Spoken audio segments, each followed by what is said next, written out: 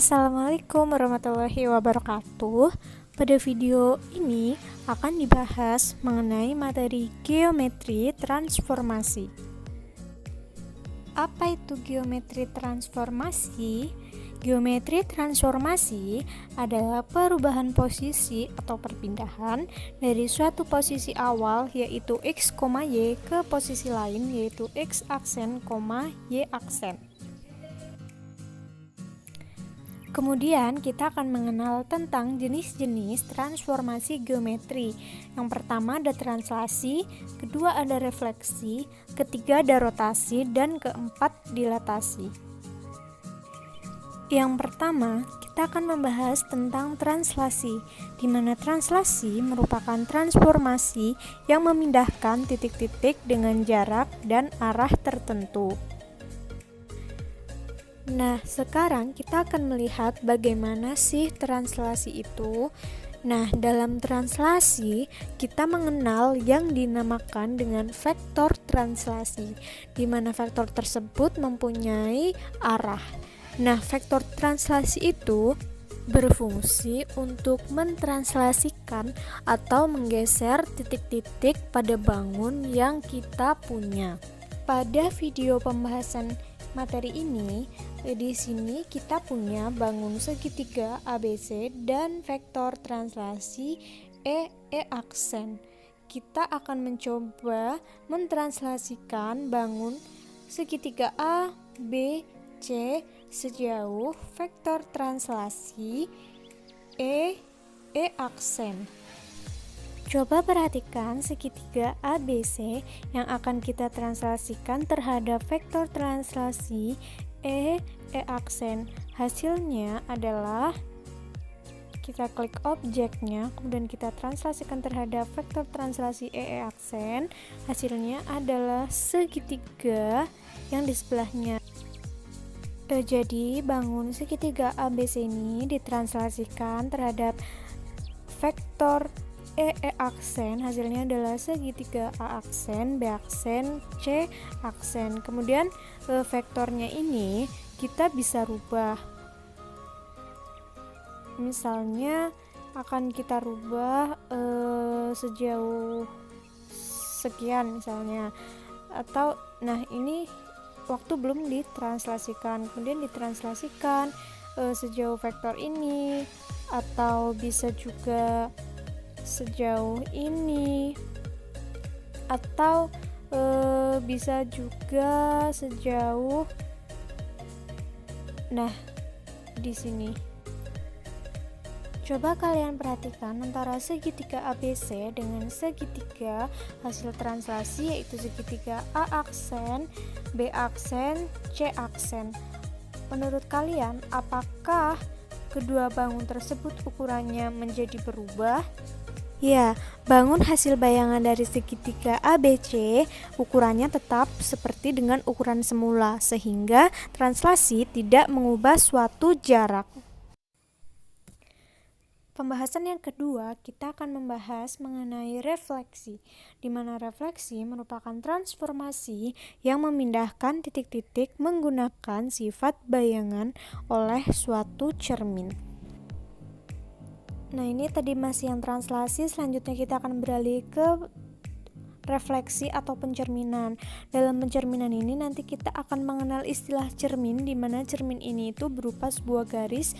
Garis tersebut nanti yang akan mencerminkan atau merefleksikan titik-titik terhadap bayangannya. Di sini saya punya garis F. Nah, ini dia garisnya. Kemudian saya punya sumbu X. Sumbu X juga merupakan suatu garis, dan ada juga sumbu Y dan juga merupakan suatu garis. Kita akan refleksikan yang pertama bangun segitiga ABC ini terhadap sumbu X. Nah, ini adalah bayangannya. Yang kedua, saya akan merefleksikan segitiga ABC ini terhadap sumbu Y. Nah, segitiga A1 aksen, B1 aksen, C1 aksen adalah segitiga bayangannya. Dan selanjutnya segitiga ABC akan kita refleksikan terhadap garis F. kita klik bangunnya, kemudian kita klik garisnya, dan ini adalah bayangan yang terbentuk. Kita lihat lagi segitiga ABC direfleksikan terhadap sumbu X hasilnya ini, kemudian direfleksikan terhadap sumbu Y hasilnya ini, dan direfleksikan terhadap garis F hasilnya adalah ini. Kita perhatikan B yang kita cerminkan terhadap garis F itu B dicerminkan terhadap garis F hasilnya adalah B2 aksen. Kemudian untuk C terhadap garis F hasilnya C2 aksen. Kemudian untuk A terhadap garis F hasilnya adalah A2 aksen. Coba perhatikan ketiga segitiga yang merupakan hasil refleksi dari segitiga ABC. Apakah suatu refleksi mengawetkan jarak? Ya, suatu refleksi mengawetkan jarak. Hal ini terlihat dari bangun bayangan yang dibentuk oleh segitiga ABC memiliki ukuran yang sama dengan bangun semula. Pembahasan yang selanjutnya adalah rotasi, di mana rotasi merupakan transformasi yang memindahkan titik-titik dengan cara memutar titik-titik tersebut sejauh sudut tertentu dengan pusat tertentu. Sekarang kita masuk ke rotasi. Nama lain rotasi disebut juga dengan perputaran. Nanti dalam rotasi kita akan mengenal sudut dan titik pusat. Di sini saya punya bangun segitiga ini, kemudian titik pusat P1 yang berada di koordinat 0,0, kemudian ada titik P2 pada koordinat 4,4. Kemudian saya akan rotasikan segitiga ini terhadap suatu sudut tertentu terhadap titik pusat P1 dan P2. Saya akan rotasikan segitiga ini terhadap pusat P1 dan P2. Kita lihat hasilnya. Nah, seperti ini. Misalnya saya akan rotasikan sejauh 180 derajat.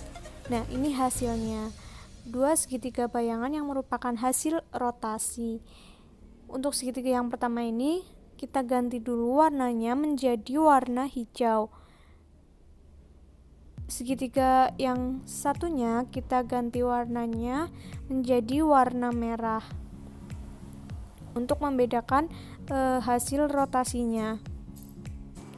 Jadi segitiga ABC ini kita rotasikan terhadap titik P1 dengan sudut 180 derajat, bayangannya adalah yang segitiga hijau. Kemudian segitiga merah ini merupakan hasil rotasi terhadap titik P2 sejauh 180 derajat.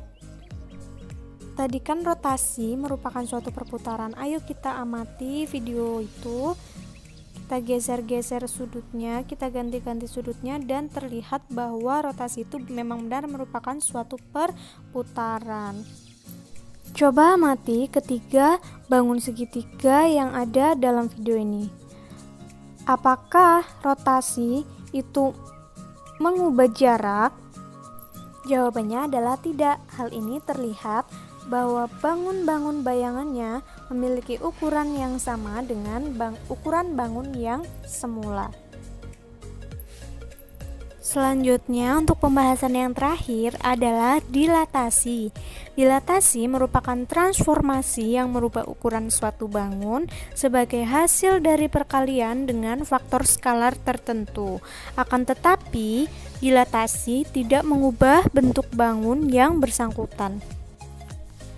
Dalam dilatasi, kita membutuhkan suatu titik pusat dan faktor skalar, di mana faktor skalar itu yang berfungsi sebagai pengali. Kita perhatikan layar, dipunyai titik pusat yaitu titik P di 0,0. Kemudian kita punya bangun segitiga ABC. Kita akan coba dilatasikan segitiga itu terhadap titik pusat P. Kita klik objeknya, kemudian kita klik titiknya, kemudian kita akan mengisi faktor skalarnya. Misalnya kita isi dengan 3. Klik OK. Nah, bangun tersebut Bangun ini merupakan hasil dilatasi segitiga ABC terhadap titik pusat P dengan faktor skalarnya adalah 3. Hasilnya adalah segitiga A aksen, B aksen, dan C aksen. Supaya lebih paham, kita akan dilatasikan lagi segitiga ABC terhadap titik pusat P dengan faktor skalarnya kita ambil 2. Nah, segitiga A1 aksen, B1 aksen, C1 aksen merupakan hasil dilatasi segitiga ABC terhadap titik pusat P dengan faktor skalar 2. Ya, jadi sudah didapat hasil dilatasi segitiga ABC terhadap titik pusat P dengan faktor skalar 2 dan 3. Bayangannya adalah kedua segitiga tersebut. Nah, coba perhatikan ketiga segitiga yang ada pada layar. Apakah dilatasi itu mengawetkan jarak? Ya, jawabannya adalah tidak. Hal ini bisa kita lihat hasil bayangannya memiliki ukuran yang berbeda dengan ukuran bangun yang semula.